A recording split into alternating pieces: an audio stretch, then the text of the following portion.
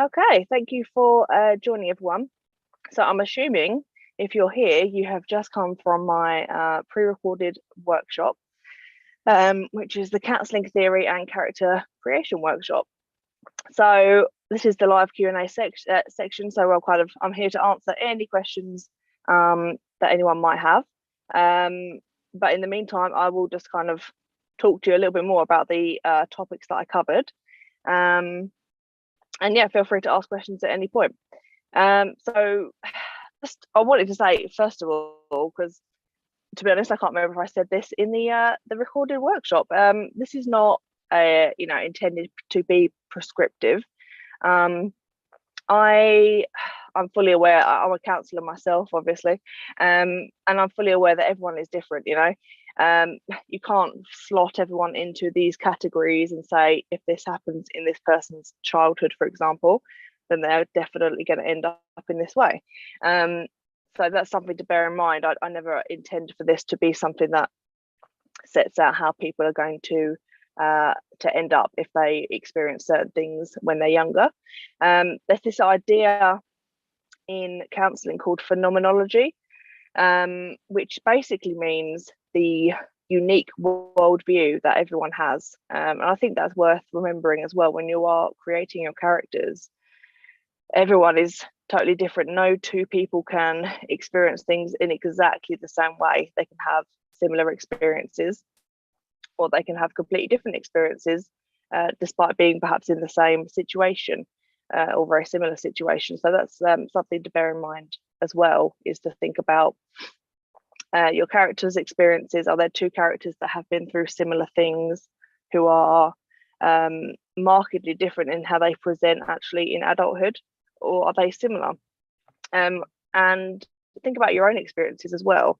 Excuse me, because I will say, for attachment theory in particular, when I was studying to be a counsellor, there were a lot of things coming up that made me kind of stop and think a little bit, and kind of explained a lot of my own thoughts, feelings, and behaviours. So think about your own experiences. How can you use these as well in terms of when you're writing your characters? Because I know a lot of people kind of say authors put a lot of themselves into their characters. So of course, that's something that can come across as well. So in terms of attachment theory, then that was the first one that we covered.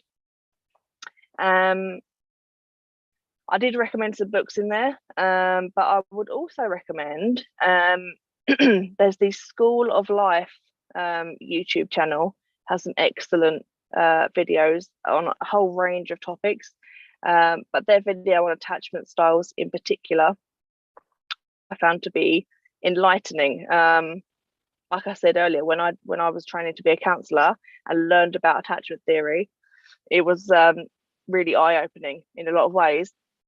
And that video from the School of Life, I think it's called Attachment Styles.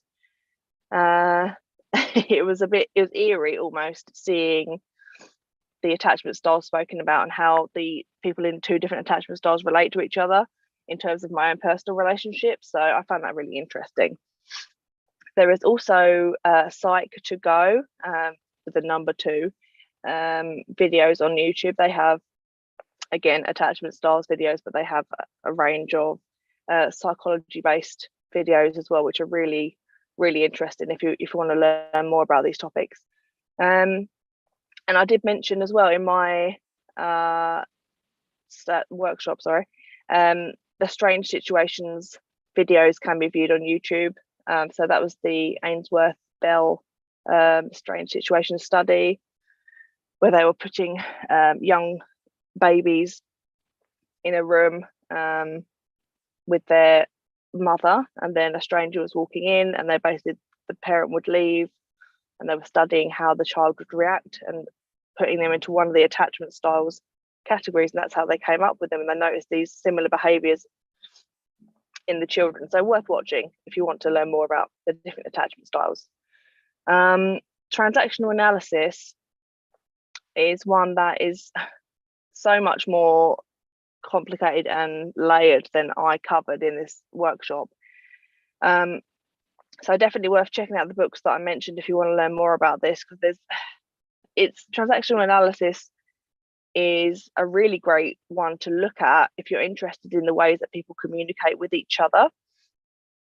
And there are things called ego states, which I did not go into in the workshop, but everyone basically has a parent, adult, and a child ego state.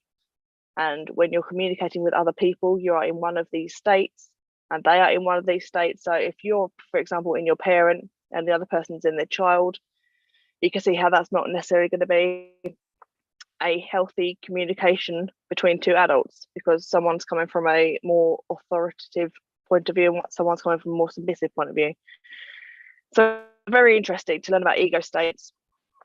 So I would recommend, I did obviously give you a list already, but there's another book that I thought of that I hadn't put on the slide, which is called Counselling for Toads, which really breaks down transactional analysis brilliantly using the characters from Wind in the Willows. And it's quite a thin book. So if this is a topic that you feel like you want to learn more about, but you're not into massive textbooks, then check out Counselling for Toads, definitely. And there's also, when I was training to be a counsellor, a fantastic website and YouTube channel called Counselling Tutor. Now, obviously, yeah, you're not trained to be a counsellor. You're not going to want to look at all of those unless you're really interested in counselling in general, in which case, fill your boots because there's so many videos to watch. But they have a particular video, again, on transactional analysis, like the basics. So that'll be a good one to check out as well. And finally, trauma and adverse childhood experiences. So, that was my shortest section, but there's so much more that I could have gone into on trauma. And I kind of left that character blank at the end to allow everyone to have a think about how their characters might look based on adverse childhood experiences or trauma. And like I said in the workshop, I would encourage looking up the adverse childhood experiences questionnaire. But trauma isn't limited to these 10 questions that are specified on the questionnaire.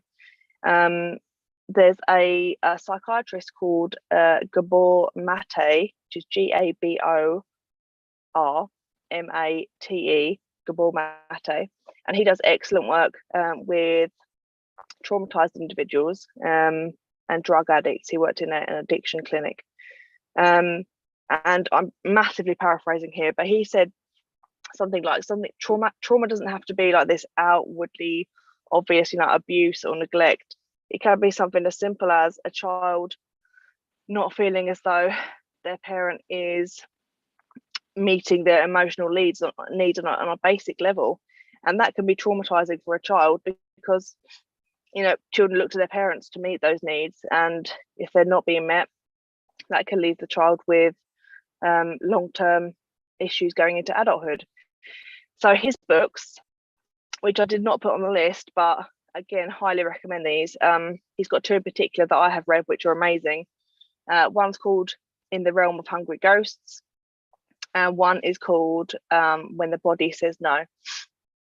So In the Realm of Hungry Ghosts in particular is focusing on people with addictions. He gives kind of examples of people that he has worked with, clients that he has seen in his clinic, talks about how trauma informs addictive behaviors in people.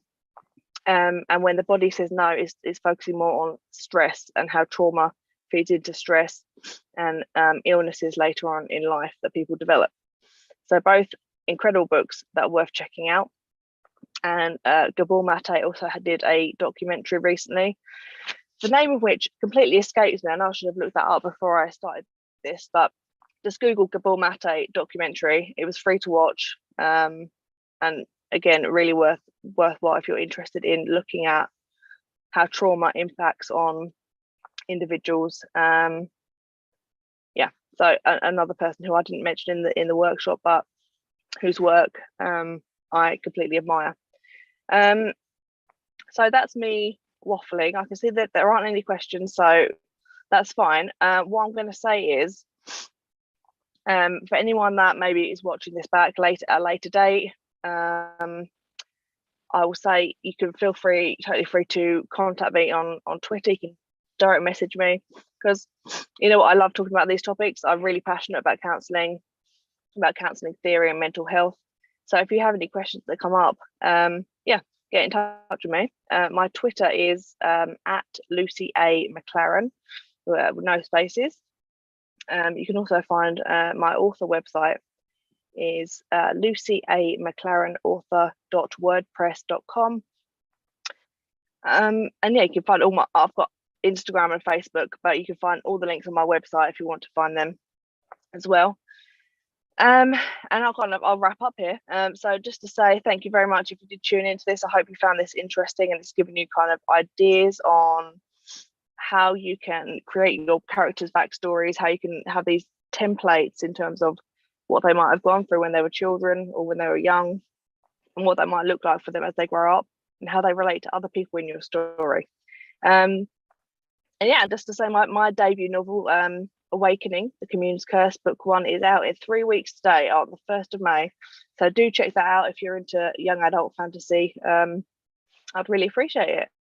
And yeah, that is it for me today. So thank you very much for tuning in. Take care, everyone. Bye.